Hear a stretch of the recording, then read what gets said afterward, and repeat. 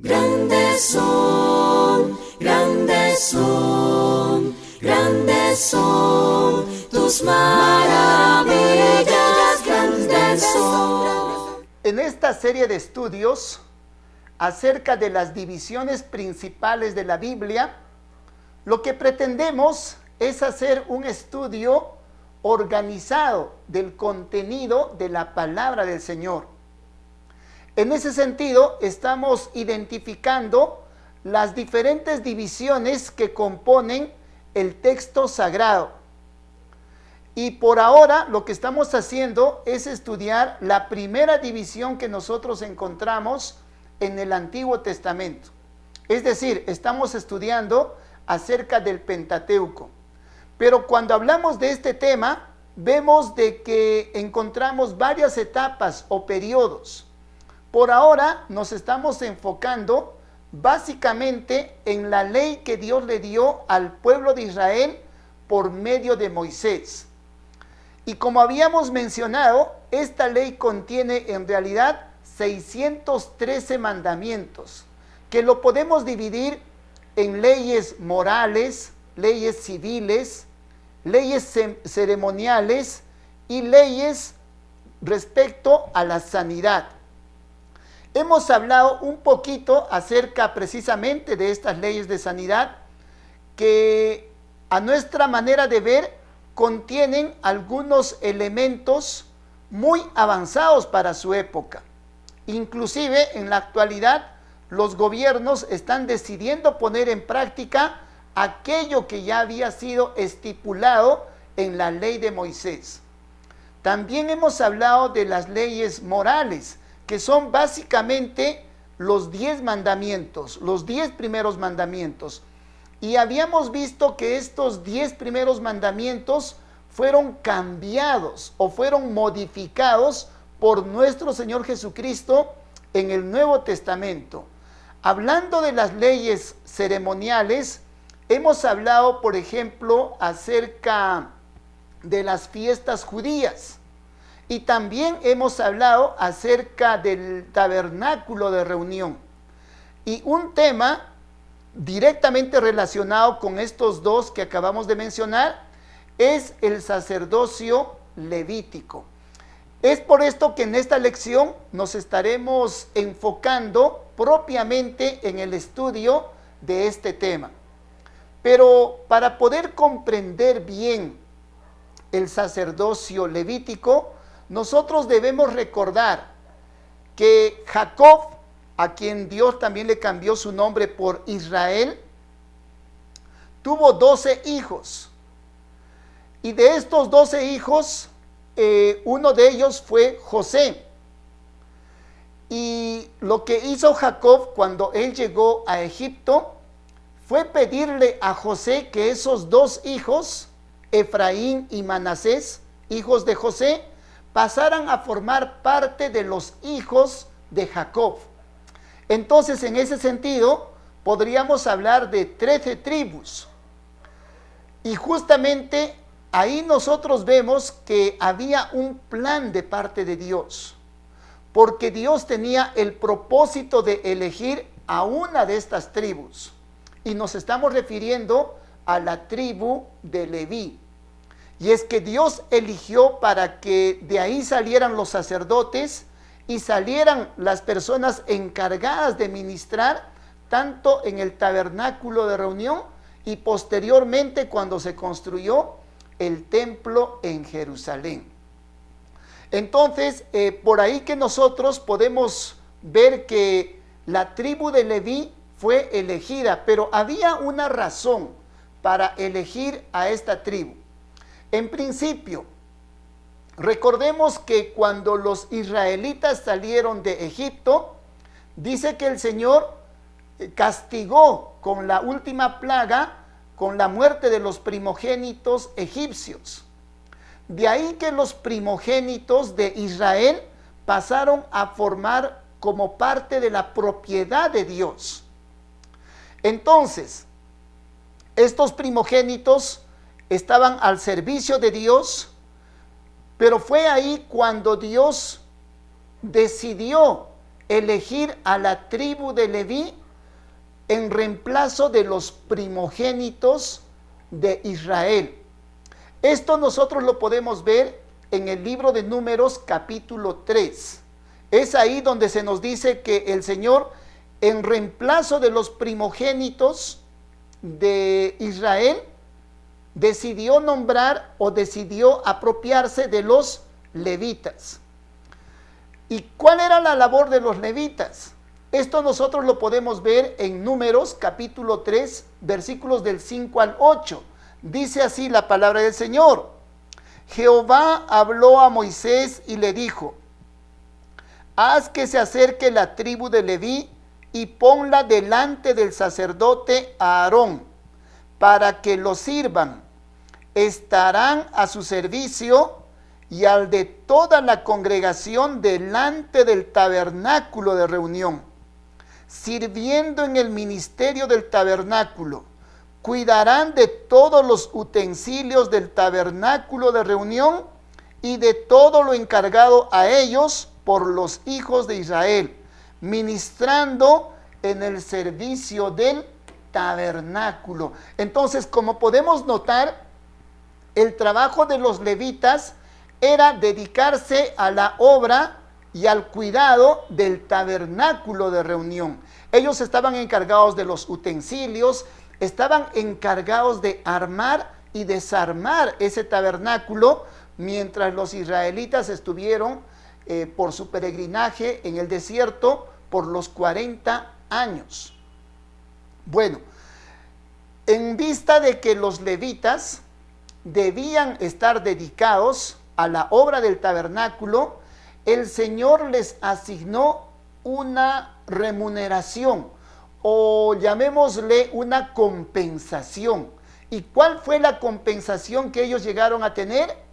Fueron los diezmos.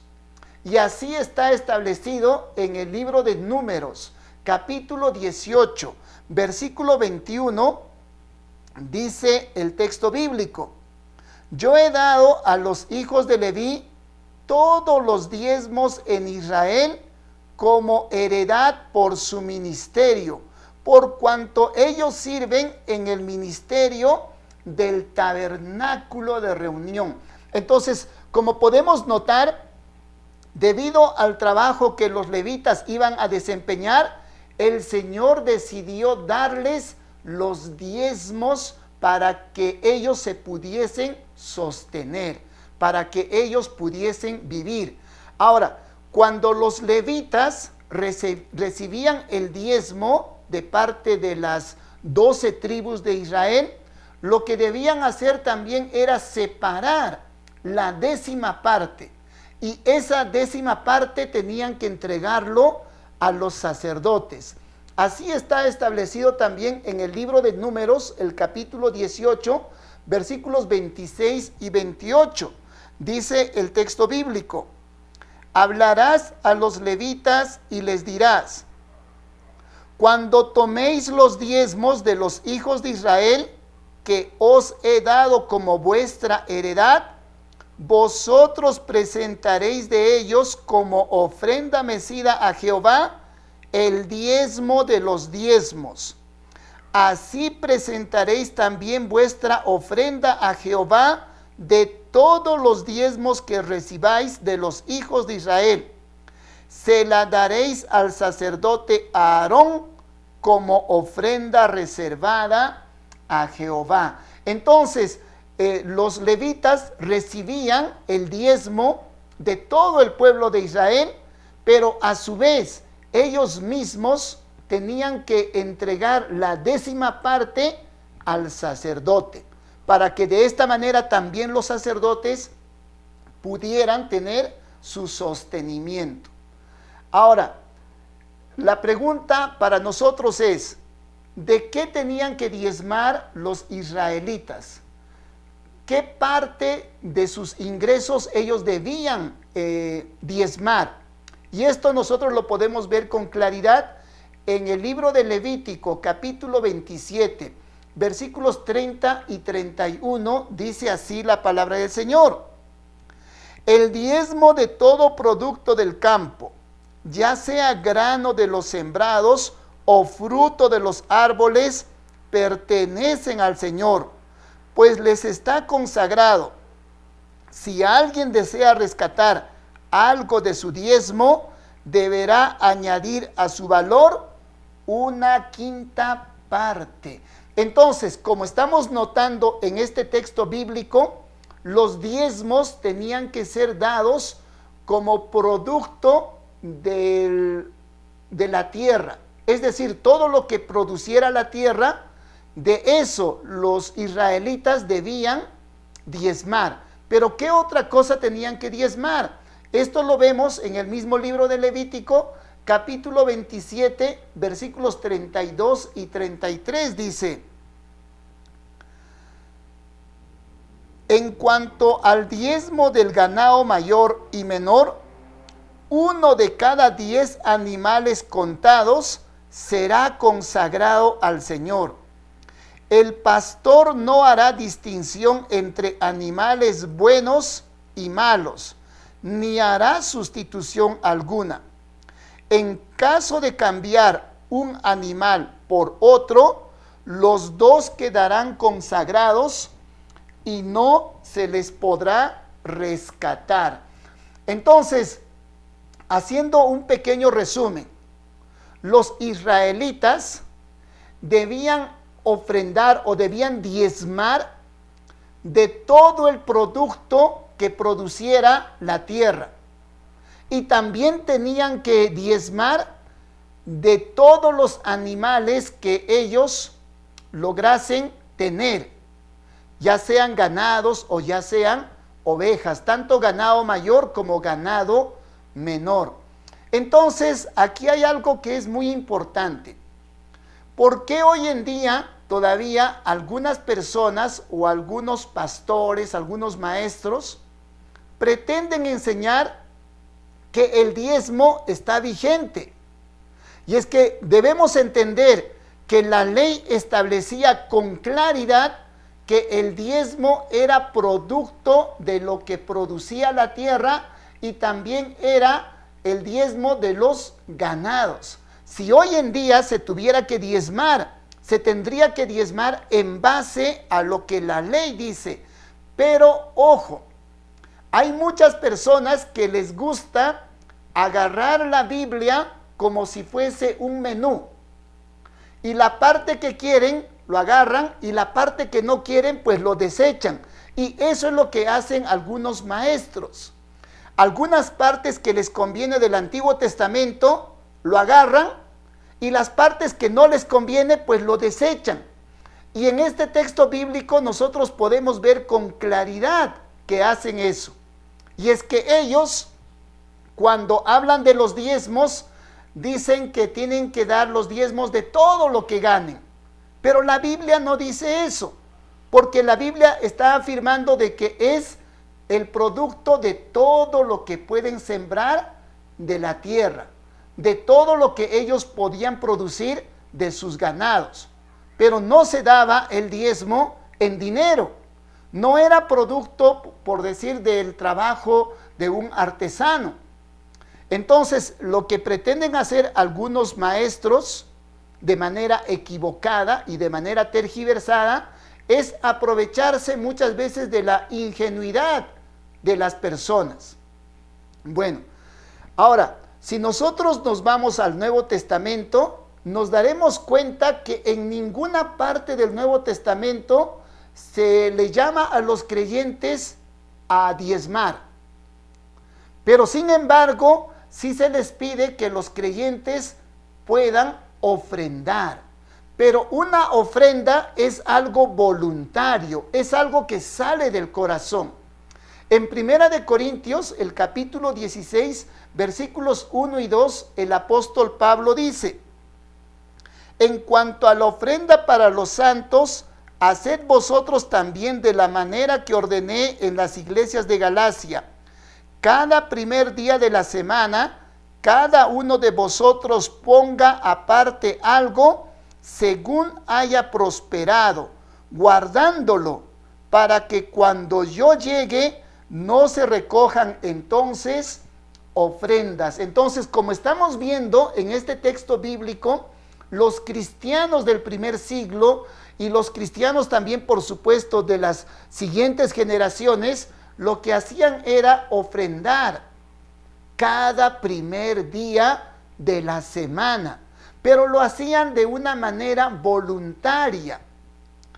Hay un principio que debe normar las ofrendas de los cristianos, y este principio nosotros lo encontramos en 2 de Corintios, capítulo 9, versículo 7, dice el texto bíblico: cada uno dé como propuso en su corazón, no con tristeza ni por obligación, porque Dios ama al dador alegre. Entonces estamos viendo en este pasaje que las ofrendas no deben ser en principio obligatorias, sino que tiene que ser algo que salga del corazón, porque Dios ama y Dios, por supuesto, prospera al dador alegre. Entonces, cuando nosotros tengamos que ofrendar, cuando tengamos que darle algo al Señor, que sea algo que salga de nuestro corazón, algo que nosotros estemos anhelando dárselo al Señor, sin esperar necesariamente alguna recompensa, porque eso sería hacer una ofrenda, pero de manera mezquina, de manera interesada. Bueno, por otro lado, debemos referirnos también al tema del sacerdocio. Como nosotros habíamos visto, en el Antiguo Testamento había todo un sistema sacerdotal, y ese sistema sacerdotal estaban encargados los de una tribu, la tribu de Leví. De ahí venían los sacerdotes, venía el sumo sacerdote, los levitas, pero en el Nuevo Testamento ya no se habla de un orden sacerdotal, ya no se habla de algunos que estén encargados de ministrar a todo el pueblo de Dios, sino que nos dice que todos los cristianos somos sacerdotes del Dios viviente. Esto lo podemos ver en Primera de Pedro, capítulo 2, versículo 9. Dice así la palabra del Señor: pero vosotros sois linaje escogido, real sacerdocio, nación santa, pueblo adquirido por Dios, para que anunciéis las virtudes de aquel que os llamó de las tinieblas a su luz admirable. Entonces, como estamos notando en este pasaje, nos está diciendo el Señor que nosotros somos un pueblo santo, somos real sacerdocio. Y en Apocalipsis, en el capítulo 1, también nos dice la palabra del Señor que nosotros somos reyes y sacerdotes. Entonces, hoy en día, nosotros no necesitamos de una clase sacerdotal, por ende tampoco no necesitamos estar dando nuestros diezmos, sino que todos estamos encargados de ministrar en la obra del Señor. Por último, quiero referirme al término sacerdote. ¿Qué significa la palabra sacerdote? En realidad esta palabra significa un intermediario, algo así como un mediador entre Dios y los hombres. Entonces, en ese sentido, cuando la palabra del Señor nos dice que nosotros los cristianos somos sacerdotes de Dios, eso quiere decir que nosotros estamos llamados a ministrar a aquellas personas que todavía no conocen de Dios.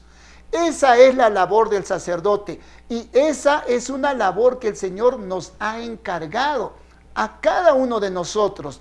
Es por eso que nosotros estamos llamados a predicar las buenas nuevas de salvación, comenzando por nuestros hogares, a nuestras familias, a nuestro padre, madre, hermanos, hijos, y luego también, por supuesto, expandir este lugar en el cual predicamos y hablar a nuestros amigos, a nuestros compañeros de trabajo. Es decir, la labor del sacerdote es alcanzar la palabra del Señor a toda aquella persona que todavía no conoce de las buenas nuevas de salvación. Espero que este estudio sea para vuestra edificación. Que el Señor les bendiga grandemente. Te alabaré, oh Señor, e invocaré tu santo nombre, siempre daré a conocer en todos los pueblos tus obras. Te alabaré, oh Señor,